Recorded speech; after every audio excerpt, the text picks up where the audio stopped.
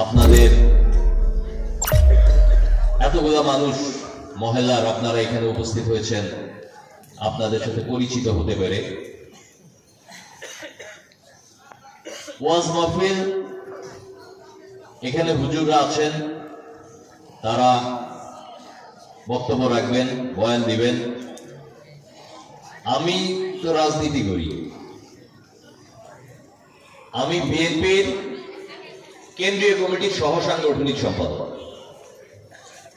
ঢাকা বিভাগের দায়িত্বে আমাদের ভারপ্রাপ্ত চেয়ারম্যান জনাব তারেক রহমান আমাকে দায়িত্ব দিয়েছেন ঢাকা বিভাগের।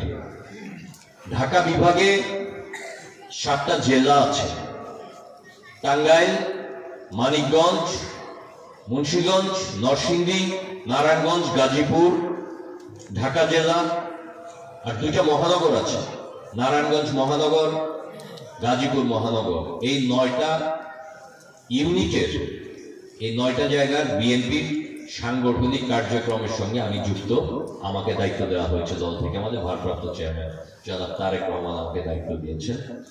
আমি গত 3 বছর 4 বছর ধরে আমি দায়িত্ব পালন করছি। আমার বাড়ি হচ্ছে পার্কি ইউনিয়নে, বর্গা গ্রামে।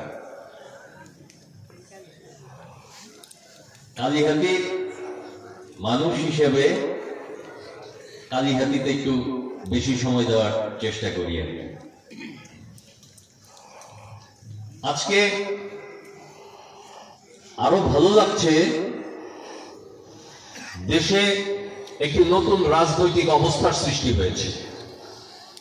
5 তারিখে, আগস্ট মাসের 5 তারিখের পরে বাংলাদেশে একটি নতুন পরিস্থিতির সৃষ্টি হয়েছে।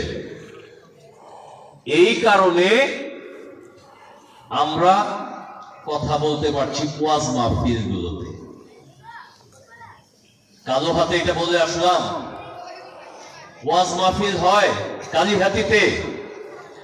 আমাদের কি গত 15 বছরে ইচ্ছা হয় নাই আপনাদের সাথে কথা বলি, পরিচিত হই, ওয়াজ মাহফিলে গিয়ে শরীক হই? ইচ্ছে হয়েছে, কিন্তু সেই সুযোগ থেকে আমাদেরকে বঞ্চিত করা হয়েছে। বাংলাদেশের সংবিধানে শহীদ রাষ্ট্রপতি জিয়াউর রহমান বিসমিল্লাহির রহমানির রহিম শব্দটি যুক্ত করেছেন।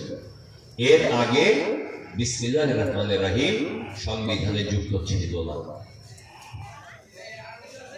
উনি মানুষের অধিকারের জন্য কাজ করেছেন।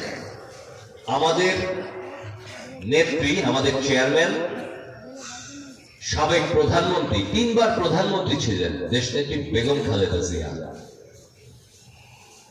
উনি মানুষের অধিকারের জন্য সংগ্রাম করেছেন। হুসেইন মোহাম্মদ এরশাদ স্বৈরাচার সরকার ছিল, 9 বছর তার বিরুদ্ধে সংগ্রাম করেছেন। উনি মানুষের